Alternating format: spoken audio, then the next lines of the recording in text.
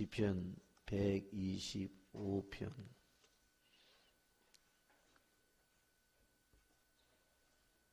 1절부터 5절까지 기도하겠습니다. 여호와를 의지하는 자는 시온 산이 흔들리지 아니하고 영원히 있음가도다.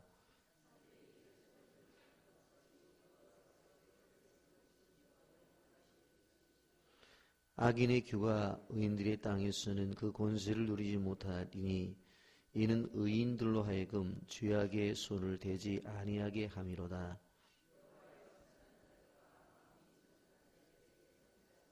함께 봅니다. 자기의 굽은 길로 지우치는 자들은 여호와께서 죄를 범하는 자들과 함께 다니게 하시리로다. 이스라엘에는 평강이 있을지어다. 아멘. 43차 특세 마지막 날을 추수감사주일 새벽을 주님 앞에 예배드린 여러분들을 축복하고 환영합니다. 여러분들은 찬송가 가운데서 좋아하는 찬송가가 몇 장 있으십니까? 예루살렘 성전을 향해 여행하는 순례자들은 여러 가지의 찬송을 부르면서 순례의 길을 갔습니다. 찬송을 부르다가 이 예루살렘 성이 나타나게 되어지면 소위 시편 가운데서 성전에 올라가는 노래라고 표제가 붙어져 있는 이 찬송들을 골라 불렀는데 그 중에 많은 순례자들이 부른 찬송이 시편 125편의 찬송입니다. 우리식으로 말하면 찬송가 5장도 부르고 또 100장도 부르고 120장도 부르고 200장도 이 찬송을 부르면서 이렇게 순례자들이 성전을 향해 간단 말이에요. 가다가 예루살렘 성전이 보이게 되면 이 성전에 올라가는 노래라고 표제가 붙어져 있는 이 찬송을 부르는데 그 순례자들의 많은 사람들이 예루살렘 성전이 보여지면 그러면 불렀던 찬송이 바로 이 125편의 시입니다. 그러면 도대체 이 125편의 이 찬송시가 가지고 있는 내용이 무엇이길래 이스라엘 민족들이 주로 이 찬송을 불렀는가? 어떻게 보면 이번 주제가 실질적으로 내 삶의 샬롬을 노래하라 라고 그렇게 표제를 붙였습니다만 마지막 날 시편 125편의 말씀 자체가 바로 내 삶의 샬롬을 노래하라 라고 하는 주제와 맞는다라고 이렇게 말씀을 드릴 수가 있습니다. 여러분 왜 이 125편을 부르느냐? 이스라엘 백성들이 그 시온산을 바라보고 그 시온산 위에 우뚝 서 있는 예루살렘 그 성전을 바라보면서 무엇을 느꼈냐면 자기 인생의 기초를 느꼈어요. 여러분 여호와를 의뢰하는 자가 어떤 자입니까? 하나님을 믿고 하나님을 의지하는 사람입니다. 하나님을 자기 인생의 주인으로 삼아요.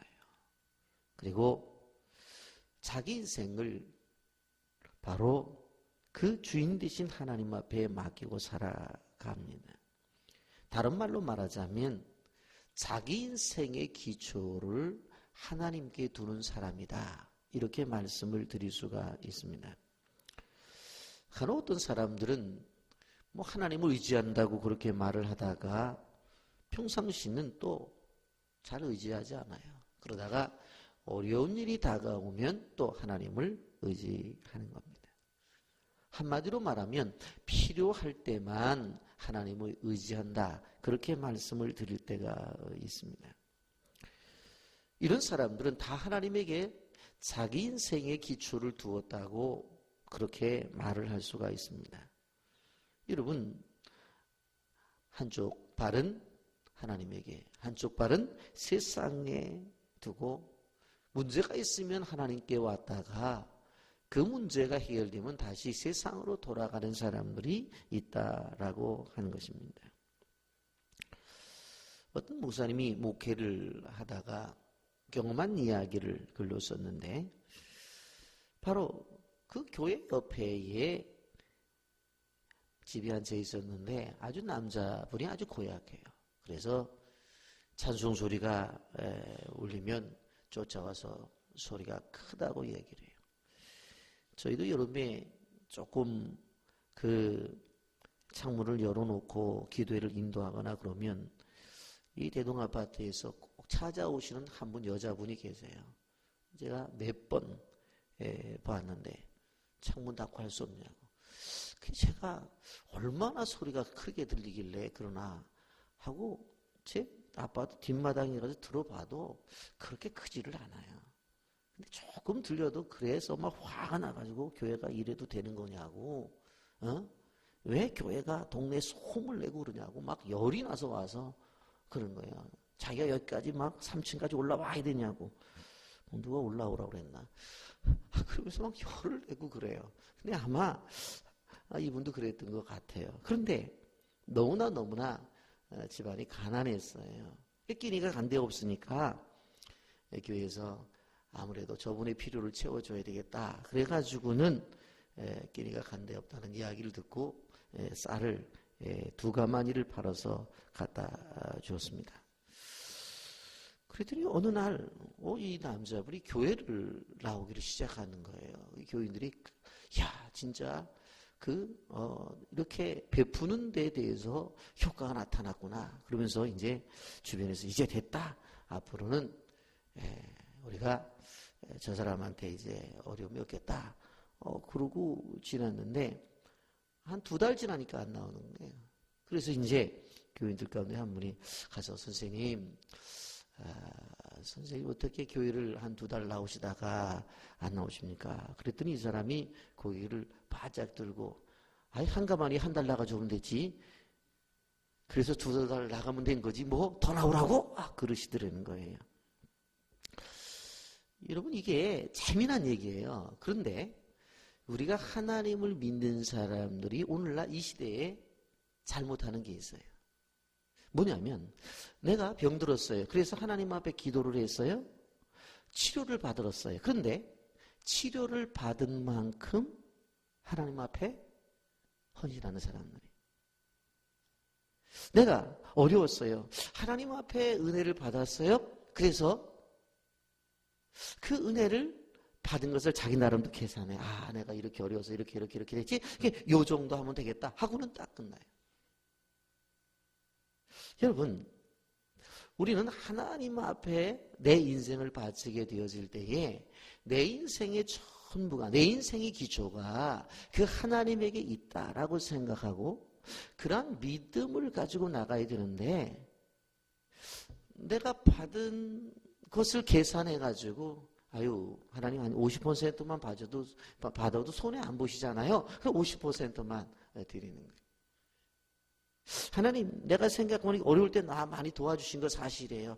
내가 계산해 보니까 하나님이 한 70% 하시고 내가 한 30% 노력했으니까 70% 가져가시고 나는 30% 내 건 만들어야 되겠습니다. 여러분, 그런 게 아니라고 하는 거예요. 이스라엘 백성들은 성전에 올라간다는 의미가 뭐냐면 자기 인생의 모든 것이 그 하나님에게 있다고 하는 신앙의 고백이에요. 그래서 정기적으로 들어가는 거예요. 이런 멀리서 시온산을 바라보면서 산은 삼각형으로 생겼잖아요. 삼각형이라고 하는 것은 사각형보다도 더 안전한 거거든요. 그 산을 바라보면서 그 얼마나 안전함을 느꼈겠어요. 기초가 가장 든든하잖아요. 그리고 산 위에 올라가서 그 밑을 내려다보면 얼마나 든든합니까? 더군다나 시온산은 하나님의 약속이 주어진 산입니다. 이스라엘 민족에 있어서 희망이고 소망은 바로 시온산이었어요. 그 시온산에서 예배를 드렸고 예배 중에 하나님을 만났어요. 그리고 그 시온 산을 중심으로 해서 이스라엘 민족이 바로 다스림을 받았어요. 통치를 받았다라고 하는 것입니다.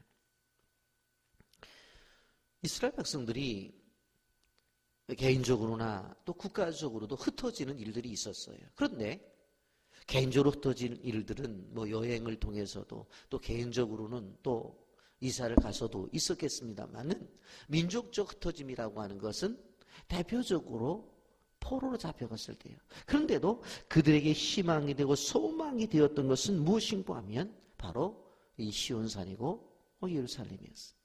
성전이었어요.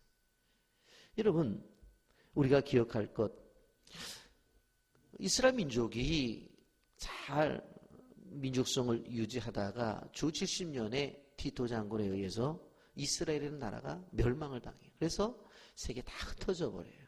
그래서 우리가 디아스포라라고 그렇게 말을 해요.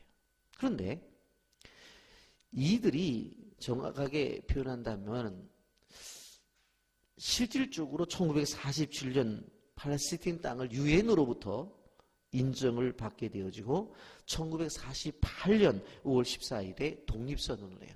무려 그 땅을 떠난 지 1900년 정도가 되었어요. 1900년이 지난 다음에 자기 땅으로 돌아오게 된 가장 중심적인 사상을 바로 시오니즘이라고 그래요. 그 시오니즘이라고 하는 것이 무엇입니까?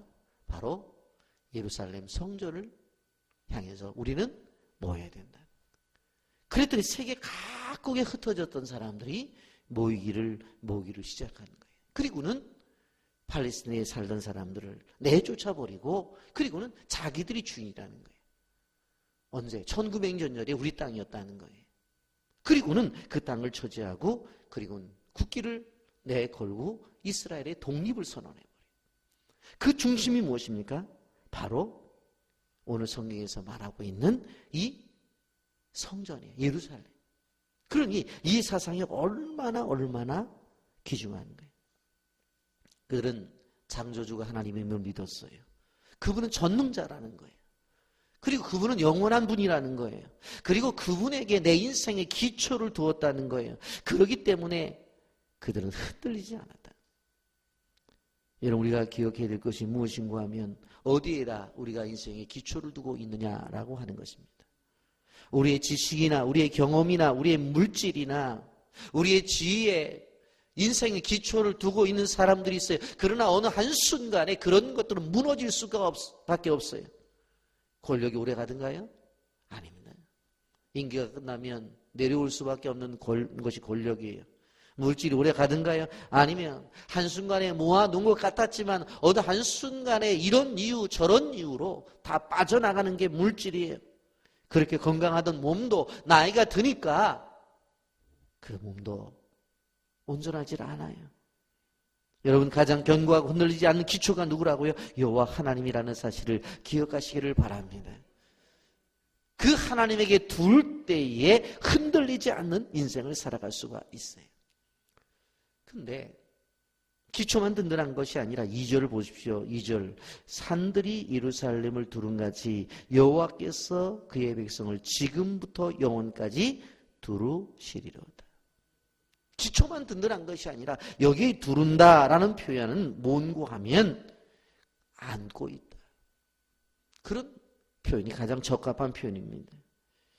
여러분, 예루살렘을 보면 북쪽으로는 높은 고원제대가 있고 동서남쪽에는 낮은 산으로 둘러져 있어요.